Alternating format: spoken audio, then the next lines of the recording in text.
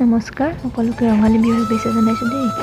ৰাতিপুৱা শুই উঠি এয়া মই লগাই ল'লোঁ মাহ হালধি। গা ধুই আহি ধূপ চাকি জ্বলাই এয়া আহি দেখিলোঁ নামঘৰতে মাহীয়েও চাকি বন্তি দি আছে, গতিকে ময়ো ইয়াত এটা সেয়া ল'লোঁ। এই বছৰটো যেন সকলোকে ভালে কুশলে ৰাখে আৰু ৰঙালীৰ ৰঙেৰে সকলোৰে জীৱন যেন ৰঙীন হৈ পৰে। এয়া আমাৰ সৰু ভাইটি, তাক বিহুৱানখন বাকী আছিল যোৱাকালি দিবলৈ। এইফালে ভাগিনজনীও আহি পালে। এতিয়া মই কীৰ্তন ঘৰত যাবলৈ ৰেডি। এনেতে আহি পালে বা আৰু ভিনদেউ আমাক বিহুৱান দিবলৈ। লগতে তাই পিকুৰ কাৰণেও বিহুৱান নিছে, দেখিছেনে? সিও আমাৰ ঘৰৰ এজন সদস্যই হৈ পৰিছে। বহুত দেৰিয়ে হৈ গ'ল, আহকচোন দেৰি নকৰোঁ। এয়া সত্ৰ আহি পালোহি। এয়া ধূপ তেল লৈ ভিতৰত গ'লোঁ। তাত মাজুবাক লগ পাই দুই এখন ফটো উঠিলোঁ। আজি বছৰৰ প্ৰথম দিন, যিহেতু গোটেই বছৰটো যেন সকলোৰে দেহ মন ভালে ৰাখে, তাকে ভগৱানৰ ওচৰত প্ৰাৰ্থনা কৰিলোঁ।